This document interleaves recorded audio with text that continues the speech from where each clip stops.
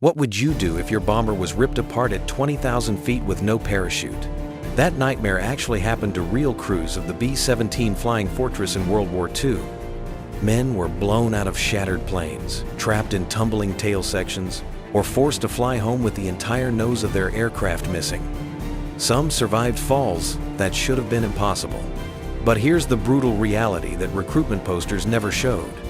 If you climbed aboard one of these bombers, you had a 50-50 chance of never coming home. Half of all B-17 crewmen were killed, wounded, or captured during the war. But before we get to those insane survival stories, let's talk about what it really meant to climb inside one of these flying fortresses. Because for the young men who did it was like stepping into a flying coffin.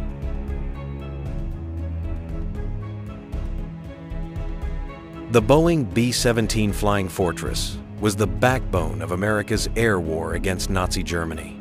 It was a massive 4-engine heavy bomber designed for high-altitude strategic bombing. The goal was ambitious: destroy Germany's ability to wage war by bombing it into submission from 30,000 feet above. Maybe they could end the war without a costly ground invasion of Europe. But the strategy was brutal. Unlike the British RAF, which mostly switched to night bombing to avoid heavy losses, the Americans insisted on daylight precision raids. The logic?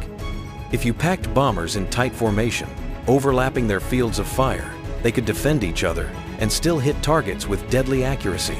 On paper, it made sense.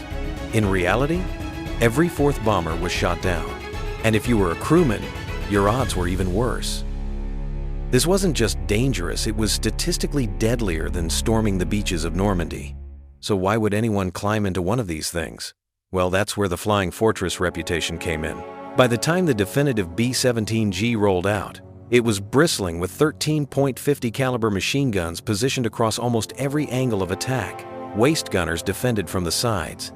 A top turret covered above. A ball turret guarded the belly. And the tail gunner watched their six. The idea was simple. If German fighters came at you from any angle, you'd be flying into a wall of bullets. But here's the catch. No amount of firepower could protect you from what was waiting at 25,000 feet.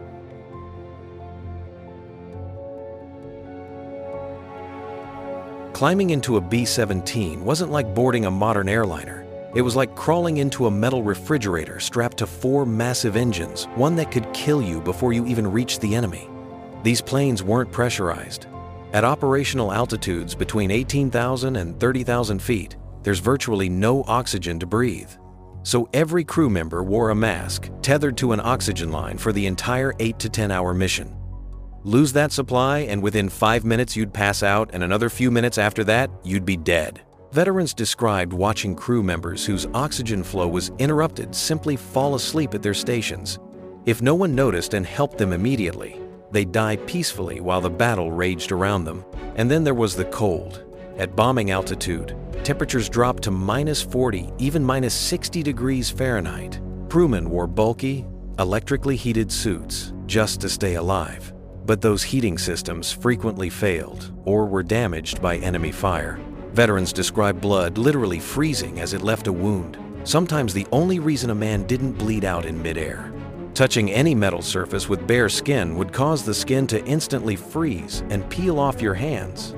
Clearing a jammed machine gun barehanded, you could lose your fingers to frostbite in seconds. But the real psychological horror came from the crew positions themselves.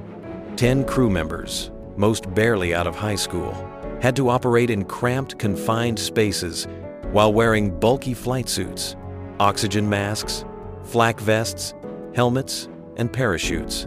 And if that wasn't bad enough, try to imagine this. You're in the waist gunner position. No seat, no insulation. Just standing by open windows for hours. Freezing air blasting you as you fired twin .5 cals. The wind tunnel effect made the brutal cold even worse. You're exposed, vulnerable, and one wrong hit could tear through the fuselage and cut you in half.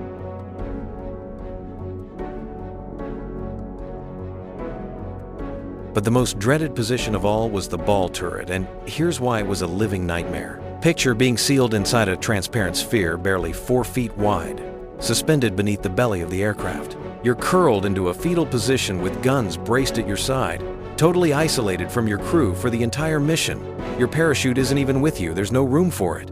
It's stored back in the main fuselage. To escape the ball turret, you had to rotate it using hydraulic controls to align the door with the crew compartment.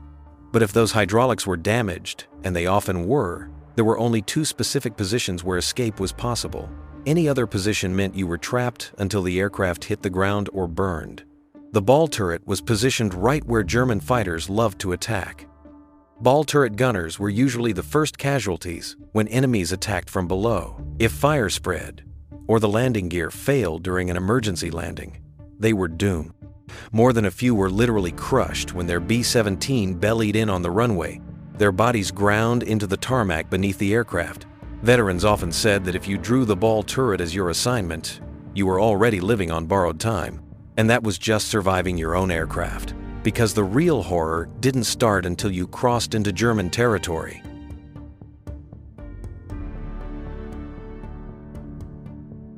Now, if the freezing cold and oxygen deprivation didn't kill you, the Germans had built a systematic killing machine designed specifically to destroy formations of B-17s. Early in the war, the biggest threat came from German fighter aircraft Messerschmitt Bf 109S and Focke-Wulf 190S guided by radar stations. They attacked in coordinated waves, using devastating head-on approaches to target cockpits and engines, spraying 20mm and 30mm cannon fire that could tear through aluminum like paper. Initially, Allied commanders thought the B-17's 13 machine guns provided adequate protection. This proved tragically optimistic. It wasn't until the arrival of the P-51 Mustang long-range escort fighters in late 1943 that bomber losses to enemy aircraft dropped significantly. But that still left flak anti-aircraft artillery, and nothing could protect bombers from this systematic death machine. The Germans didn't just scatter cannons randomly, they built concentrated defensive rings around valuable targets using 88mm and 105mm guns, arranged in massive batteries, sometimes hundreds of cannons working together. These weren't blind shots into the sky.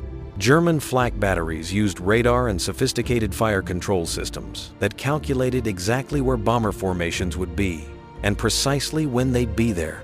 As B-17s approached their targets, the sky would suddenly explode with perfectly timed bursts of black smoke, each one marking a shell exploding at exactly the bomber's altitude. A direct hit meant instant death for the entire crew, but even near misses were catastrophic. Shrapnel ripped through aluminum skin like paper, severing control cables, puncturing fuel tanks, and slicing through crew positions. You couldn't dodge it. Bomber formations had to fly straight and level so the bombardier could aim. No weaving. No diving, just flying headfirst into an exploding wall of steel. Imagine watching the plane beside you suddenly take a direct hit, burst into flames, and spiral down with no parachutes coming out. That was daily reality, and as one veteran recalled, you couldn't help but think, am I next? But here's what might shock you most. The most dangerous part of many missions wasn't even combat, it was formation flying. Nearly 800 American airmen were lost in training accidents alone before they ever saw the enemy. Dozens of B-17s had to take off at 30-second intervals, then assemble into tight formations while loaded with fuel and bombs. During assembly, aircraft would collide, or mechanical failures would send bombers crashing into others. Once in formation, crews had to maintain precise positions for hours while under attack. If one aircraft fell out of formation due to damage, it became easy prey for German fighters. But staying in formation meant you might be hit by debris from nearby aircraft taking flak hits. The psychological pressure was immense. Crews would watch bombers in their formation suddenly explode or spiral down, often with no parachutes visible. They knew that in seconds, it could be them. And yet, despite flak, fighters, freezing air, and impossible odds sometimes, the B-17's legendary toughness created miracles. On February 1943, a bomber nicknamed All-American lifted off from Algeria on a mission against German-occupied Tunisia. The bombing run went as planned, but on the return flight, 2 German fighters attacked head-on. The crew shot down the first in flames. The second was hit, but not cleanly. Its pilot, already wounded, lost control and slammed directly into All-American's tail section. The collision should have been instantly fatal, The German fighter's wing sliced deep into the fuselage, nearly severing the entire tail from the aircraft. The tail gunner suddenly found himself in what was essentially a separate aircraft, connected only by a few strips of metal and fragments of flooring. From another bomber in the formation, Lieutenant Charles Cutforth snapped a photo. It remains one of the most surreal images of the war. A B-17 flying with its tail almost completely detached, swaying and twisting in the wind. 2 engines were destroyed. The left stabilizer was gone. Almost every control cable was severed. In aviation terms, the plane was absolutely doomed. But by incredible luck, the autopilot had been engaged at the exact moment of collision. Instead of relying on the mechanical cables that had just been destroyed, it used electrical wiring and servo motors. That gave the pilots just enough control to keep her steady as the tail swayed behind them. The formation slowed down to stay with the crippled bomber, watching in disbelief as it somehow stayed airborne. Against all odds, All-American limped 300 miles back across enemy territory and landed safely. Not a single crewman was seriously injured. And here's the kicker, the bomber was repaired and sent back into combat. It's stories like this that explain why the B-17 became legendary. But for every miracle, there were hundreds of crews that never made it back. And our next survival tale takes the horror to an even greater extreme because it involves falling 20,000 feet without a parachute. January 3, 1943. A B-17 nicknamed Snap, Crackle, Pop was flying over Saint-Nazaire, France, targeting German U-boat pens. Inside the cramped ball turret was 20-year-old gunner Alan Magee. His position was already one of the most terrifying in aviation, curled up alone in a glass bubble under the belly of the plane, completely isolated from his crew. His parachute? Stored back inside the fuselage.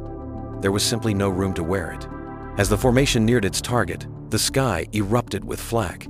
An engine was hit.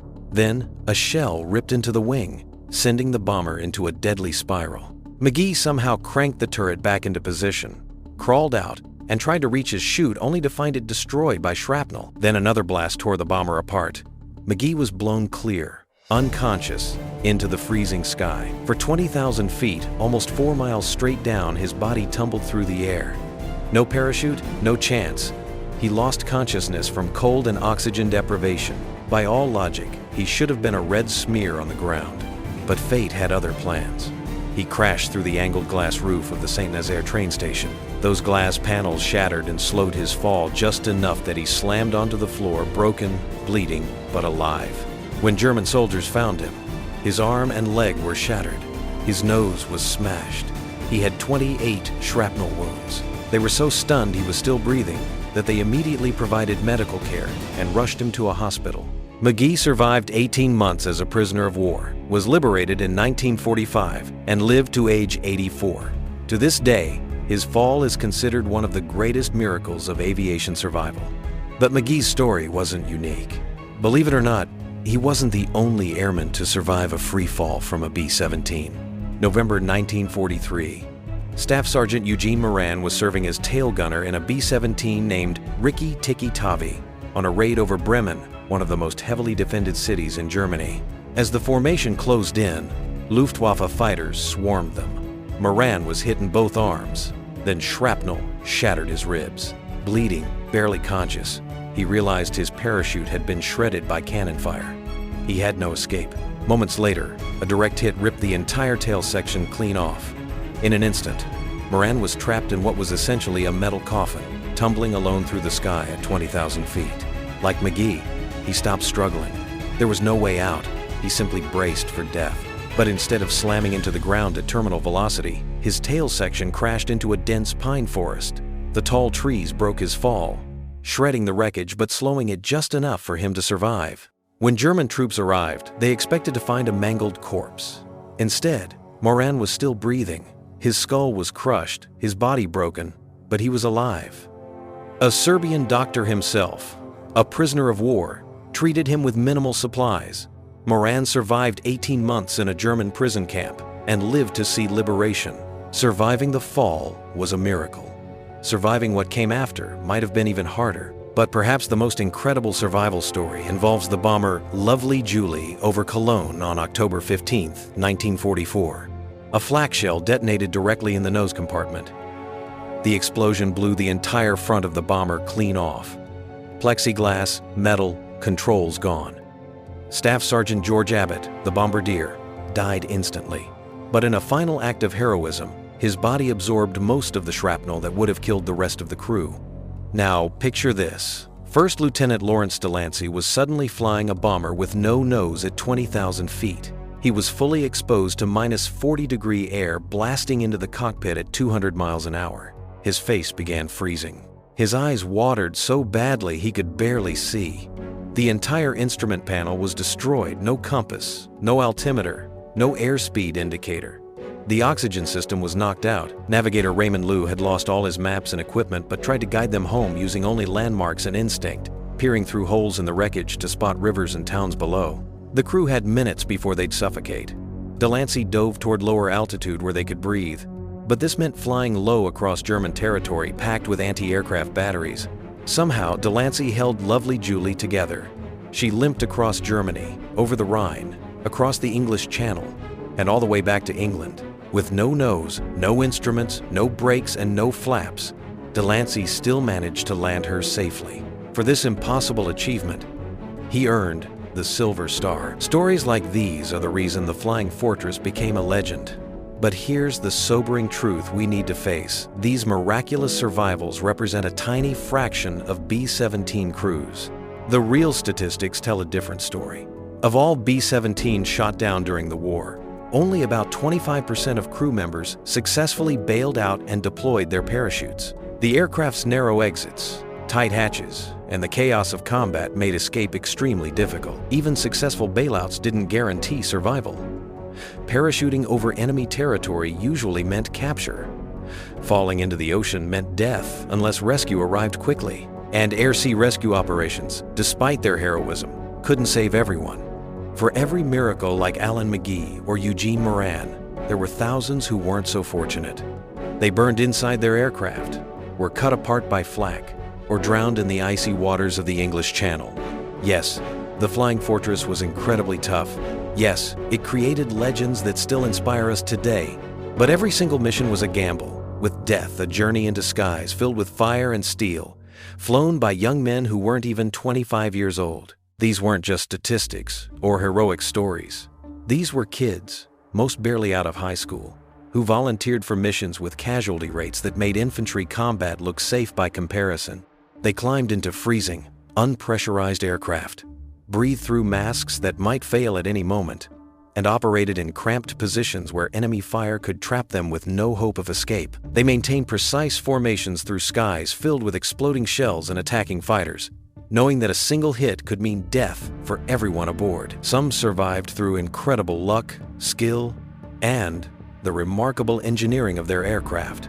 Most weren't so fortunate. But every day, new crews climbed aboard B-17s and flew into that hell, believing their sacrifice might end the war sooner and save lives on the ground.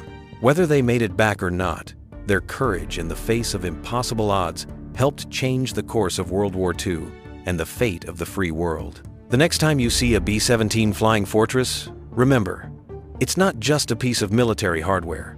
It's a testament to human courage when facing overwhelming odds, and a monument to the price paid by young Americans who believed their sacrifice could make the world a better place.